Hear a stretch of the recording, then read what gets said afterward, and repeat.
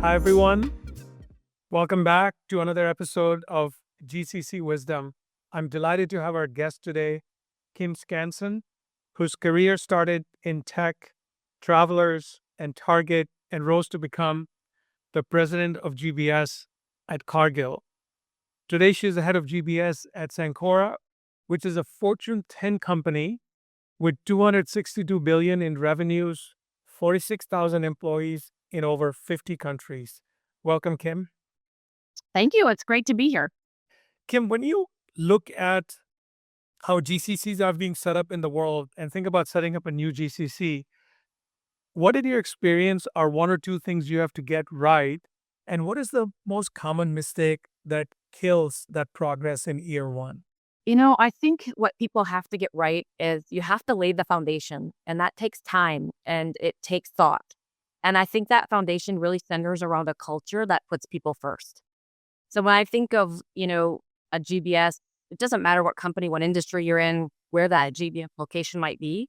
The foundation is the culture and the people that work there, that they want to be there, that they're going to bring new ideas and work to do great things.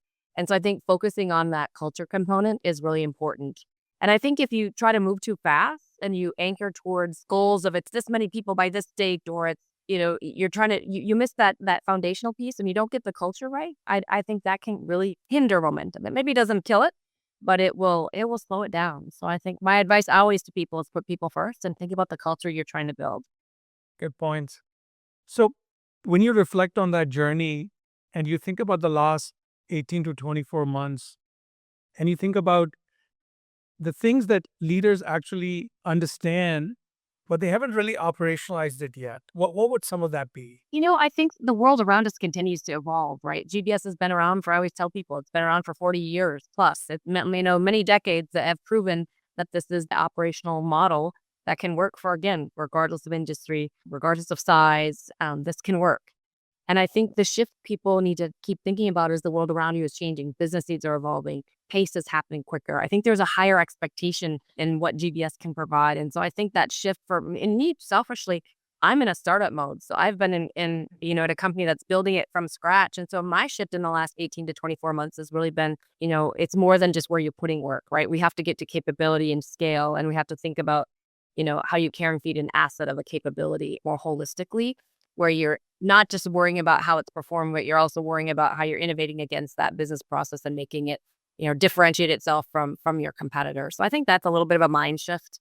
GBS can be the backbone for there. It can be a strategic thought partner, and we have to shift how we work as a result. Yeah.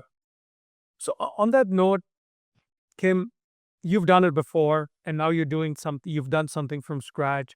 What enterprise value are you trying to make sure is driven through this GBS that the boards really care about, and not just efficiency metrics? Of course, the board and any customers or consumers of services in a GBS are going to want to make sure that quality of the delivery is happening, right? So that we're hitting those efficiency metrics, we're hitting those service level agreements. That's all, I think, foundational. Again, those things have to exist. I think when I start to see, like, how do you differentiate or how do you get some, measurable enterprise value, it's around the pipeline of the future. Back to that talent component, that culture component I mentioned. I think if you see this as kind of, talent you're bringing into the organization to really think around always thinking about kind of driving that efficiency and customer experience forward in new ways. But it's that pipeline of future talent where, again, if the culture is built right, you bring this innovation kind of mindset, kind of really differentiates. It's not just a place that work happens. It's like the future of how the organization's going to run. And that's a different way to think about it. And if I'm a board member, I sit on a few, those are the things I think you have to challenge organizations to push upon. One of the topic that comes up, I think, in every board conversation, in every customer conversation is, how are you seeing AI shape outcomes where it's not just experimentation, but actually shaping outcomes? You're talking to a former technologist, right? So I grew up as an IT engineer. And so for me, AI and the next big thing in technology has always been there, right? So I can remember working in retail when RFID technology was the next big thing. And we thought we had to put an RFID tag on every item in every store And that didn't make sense. And so to me, it's always a balance with the new technology and the innovation of technology. We know it's always going to exist and continue to change. It evolves how we think in our personal lives and our professional lives. And I think AI is changing outcomes. That it's more readily available. People are getting more comfortable using it.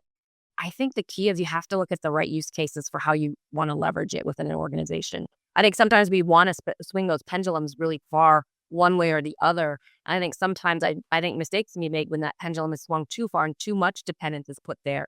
So for me, it's about what are the right use cases, what makes sense, what doesn't, what the impact, how do you measure the value you're getting out there, and how do you integrate it? It's not one or the other. It's an integrated approach to how do you leverage AI with the existing teams and structures that are working well, and how do you take it to the next level to drive value for the organization. But to me, it's, I think sometimes I would never say personally that I think AI is it's going to continue to evolve and change, but it's not going to replace the need for the GBS backboning organizations. Kim, if a GBS leader were starting today, or when you take on a new role, very clearly, you said before, culture you've got to focus on, because that drives everything. What are some of the other one or two decisions you must get right when you start kind of a new GBS role? I think you really have to get that internal buy-in, the why you're doing this. So I've stood up GBSs somewhat from scratch in my last 2 forays on this, and I would say that buy-in has to be there. The why. You never can assume that stakeholder even remember conversations you've had, that they continue to remember what that is, right? So this is new to a lot of people, or if they don't have experience with it, it can be scary. It can be a little bit, there's unsureness to it, if that makes sense. So I think don't underestimate the importance to maintain that buy-in, anchor back to the why constantly. If you get off track on that, I think it's not irreversible, but it's hard to recover quickly from it. It takes you a few steps backwards. So I think, buy-in, stakeholder management, engagement is key. And, then I think also a little bit around, where you want to do this, how are you going to do this? What's your core principles around location? Is it where you want to be in the world? What are the type of work you want to be there? Be really thoughtful about that. Again, it should tie to the why, right? Why you're doing this. You're trying to drive value, trying to get centralization at a capability at scale. Like, what are the whys behind that? But kind of those key decisions about the type of work, where you're going to have that work happen. What's your operating model, structures, I think are key. I mean, the list is long. I could keep talking. Yeah. The reality is keep that buy-in. And if there's one thing to think about is keep that buy-in.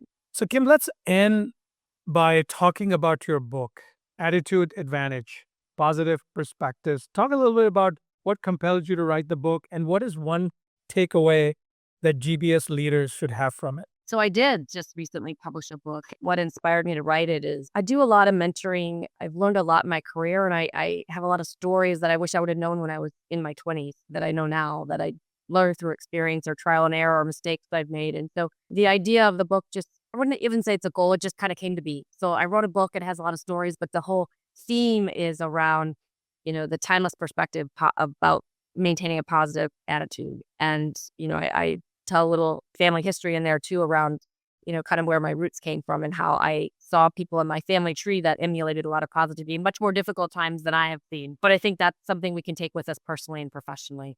So as a GBS leader, what can you benefit from it, right? Kind of that confidence to persevere. Because sometimes what we do isn't always easy. We're driving change in organization.